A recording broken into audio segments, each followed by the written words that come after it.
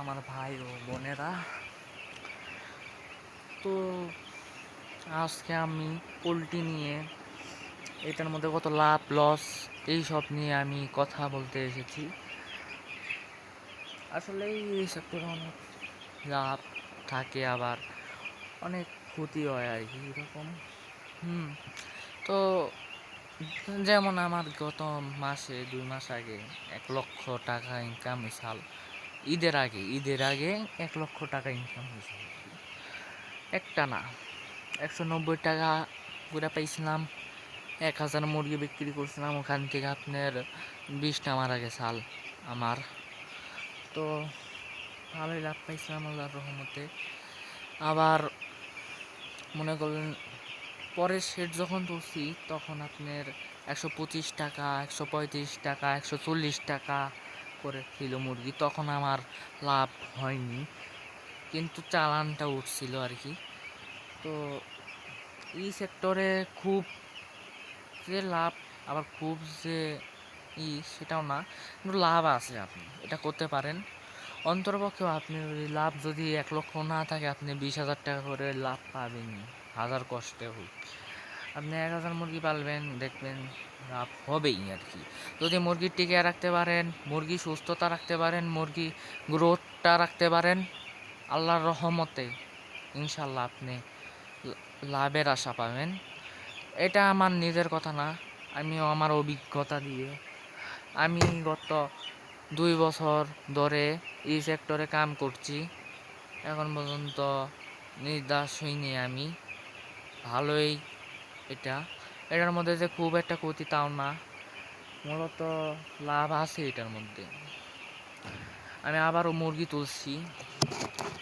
এই মুরগিগুলো আসলেই ভালোই লাগে। মানে আপনি যদি একটা ভালো ডিলার ধরতে হবে, ভালো হ্যাচারি ধরতে হবে, এইসব ধরেই আপনাকে মুরগি কিনতে হবে। এইসব জেনে আপনাকে মুরগি কিনতে হবে, মুরগি ভালো তা কিনতে হবে, এ গ্রেডের মুরগি কিনতে হবে, ভালো মুরগি কিনতে হবে। এই যে দাম কম দেখে যে আপনি পচা মুরগি কিনবেন সেটা না, কারণ পচা মুরগি কিনলেই বি গ্রেড, সি গ্রেড এইসব মুরগি কিনলেই, রাউন্ডের মুরগি কিনলে আপনি আরও খাবার খরচটা বেশি রাখতে পারে, আর মরার অসুস্থর সংখ্যাটাও বেশি হয়, আবার মৃত্যুর হারটা বেশি হয় খারাপ মুরগি কিনলে আর কি, যেটা।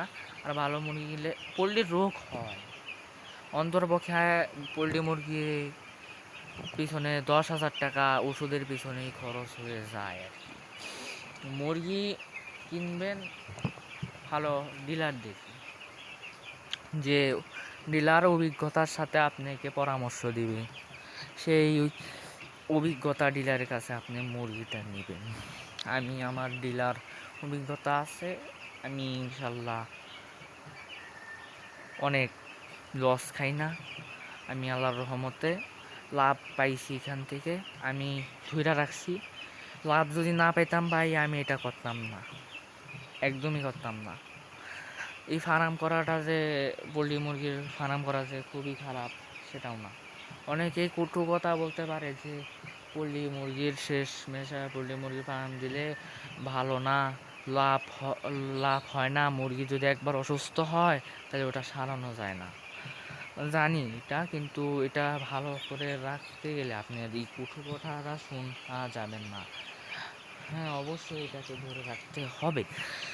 আর মুরগি পালতে গেলে আপনাকে ধৈর্য রাখতে হবে, কখন লাভ আল্লাহ আপনাকে অবশ্যই খুশি রাখবে।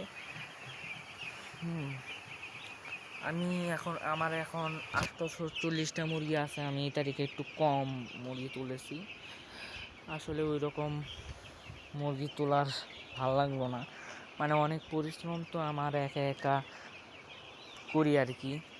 মানে একা একা করি না, আরেকজন নগে থাকে আমার। হ্যাঁ, ইনশাল্লাহ আপনি করতে পারবেন। আমি করেছি, আমি সফলতা পাইছি। আমার এই ফার্মটা হচ্ছে মাচাই করছি আমার ফার্মটা, দেখাই আমি। এই যে আমি মাচাই করছি, নিচে পানি আছে, খুব সুন্দর পরিবেশে আমি আমার মুরগিকে রেখেছি। অবশ্যই মুরগির জন্য ছায়া জায়গা, ঠান্ডা জায়গা এবং কি ভালো একটা পরিবেশে রাখতে হয় মুরগিকে, যেন মুরগি রোগবালাই এতে বেশি ছড়ায়। খারাপ পরিবেশে রাখলে মুরগিকে ভালো পরিবেশে রাখতে হবে, বিশেষ করে পোলট্রি মুরগিকে।